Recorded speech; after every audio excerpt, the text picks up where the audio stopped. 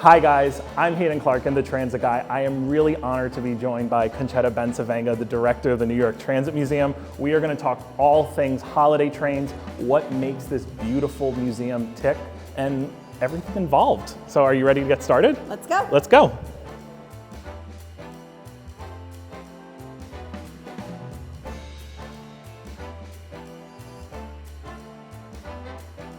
What is Court Street?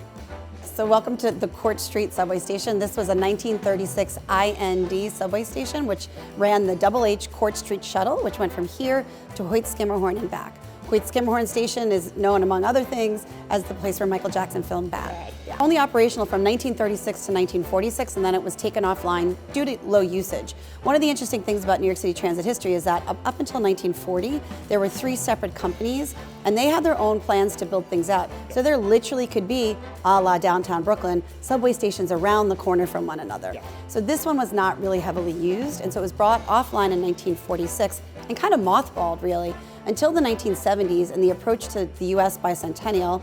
At that moment in time, there's a very famous newspaper ad with the President of the United States, Gerald Ford. It says, "Ford to city drop dead."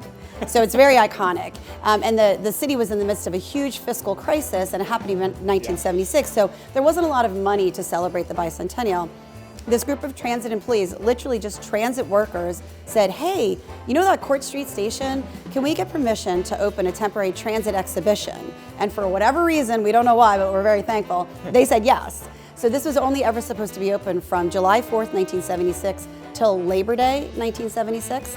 And what happened is the doors opened and New Yorkers fell in love with the place, and here we are almost 50 years later. Things I really wanted to talk about, and I really enjoy about the New York City Transit Museum, is the ads. Like these really cool vintage ads. Some I don't think would meet the muster of today, but can you talk a little bit about the ads and kind of how they play into the museum itself? Sure. So yeah, you're right. There's certainly there's a lot of booze and cigarettes, which we wouldn't have today, right? And so the standards have changed for what is permissible to be advertised in the system, totally fine. There are certain things like Heinz that was around then and is still around now, which is kind of cool. So one of the, I think really the special sauce of the Transit Museum is that the whole museum itself, there's so much to learn and do, but it really is this opportunity to experience nostalgia, and you can kind of step back in time by stepping on a subway car. The holiday nostalgia trains have been going on since 2004. They were launched as a way to celebrate the centennial of the subway. Original subway opened in 1904. So we are 23 years into this beloved new New York City tradition.